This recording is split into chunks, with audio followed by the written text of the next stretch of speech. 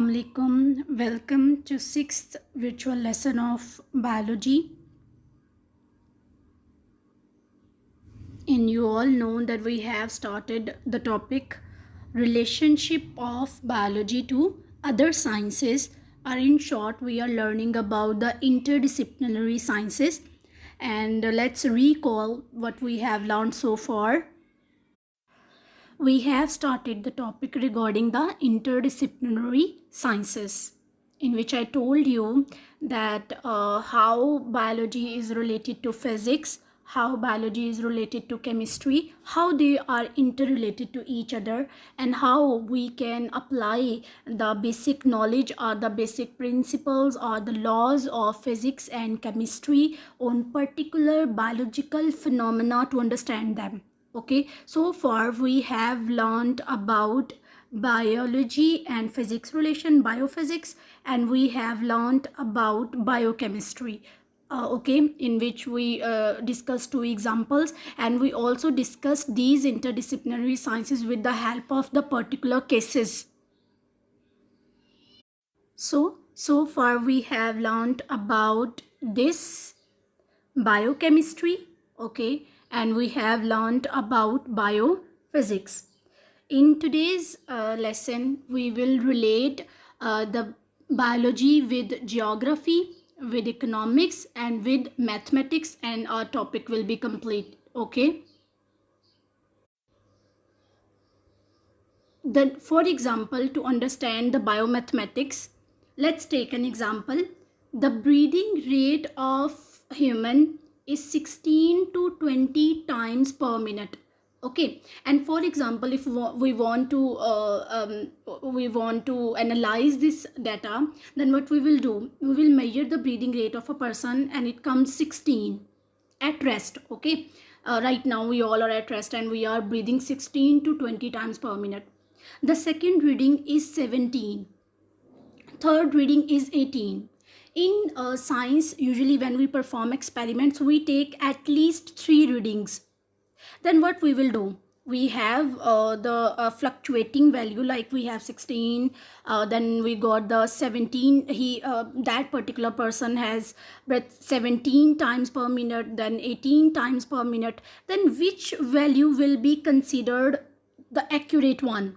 What we do in mathematics regarding that, what we will have to do is we will add, okay, and we will divide it with the number of values. Okay, so we will take the average of that. Okay, when we will do this, we will get one particular value and that will be our final value. So we are calculating the breathing rate of the person. Okay, so breathing rate is of living organism, but we have applied the basic principle, or you can say the mathematical technique, to get one particular result out of 3 values. So this is biomathematics. Got it?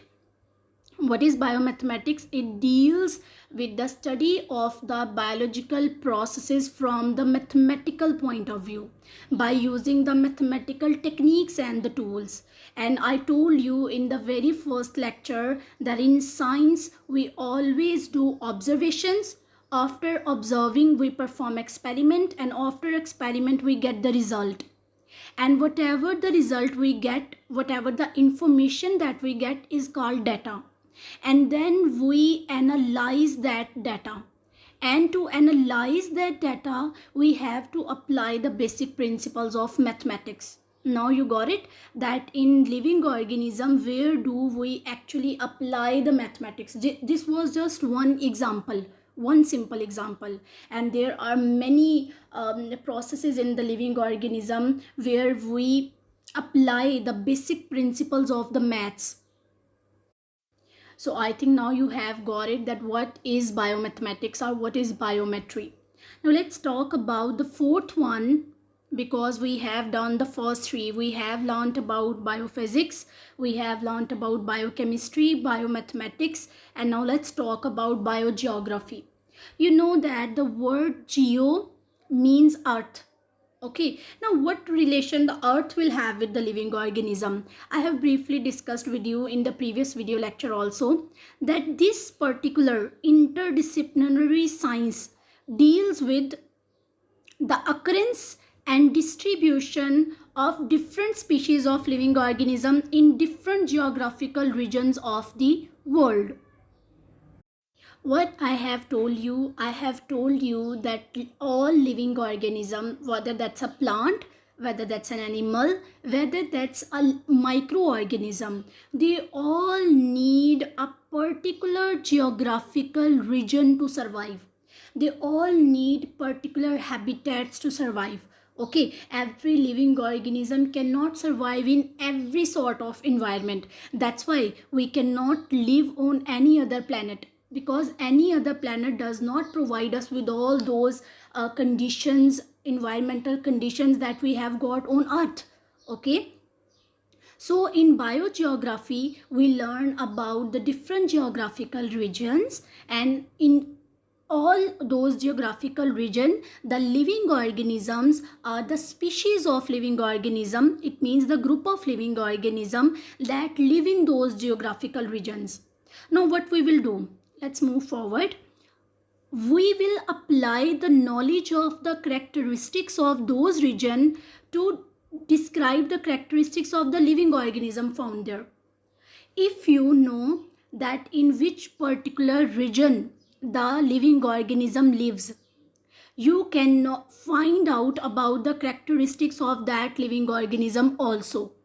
Okay, so we need three things to understand.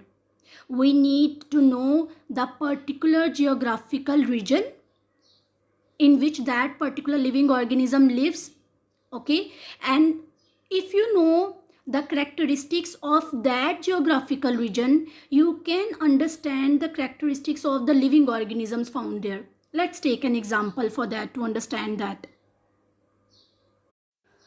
For example, these polar bears live in the polar region, and we know that in the polar region the temperature is very low. That is the cold. There is the environment there is cold. The weather there is cold. Okay, and to survive there, the living organism, very few species of animals, or you can say very few species of the plants live there because of the harsh environmental conditions. Not everyone can survive that. Okay, so we know that these animals live there. It means these animals must have adapted certain characteristics to survive there. For example, what do you know about the polar bears? That they have the thick fur on their body. Thick fur. Now what this thick fur do? This thick fur helps to maintain the internal body temperature. Okay, so that the heat from their body does not escape into the outer environment easily. Okay, so these particular organism, this is one of the characteristic that I have discussed with you. Okay, so these organisms have the characteristics that help them to survive in this harsh climate. Okay, so if we know the characteristic of the particular geographical region, okay, particular geographical region, we can determine the characteristics of the living organisms found there. Now got it? This is what we call biogeography. So living organisms, it's about the distribution of the living organism in particular geographical regions where they can live, where they can survive, where they can get the food and depend on each other. Okay. Now the last interdisciplinary science that we are going to learn about is bioeconomics. The interdisciplinary science that's about the relation of biology with economics. Now what we do in bioeconomics, we study the living organisms from the economical point of view. For example, how we can study any organism from economical point of view. In economics, we usually talk about the profits and benefits and the loss. Okay. For example, let's take an example to understand it. the cost value and the profit value of the yield of wheat. Yield means the production. If a farmer has harvested a wheat crop, okay, and that we want to calculate the cost value, and then what profit he got after selling that harvested crop, we can calculate by applying the basic principles of bioeconomics, and benefits and losses can be determined. So this is the study of the organism from the economical point of view. Got it?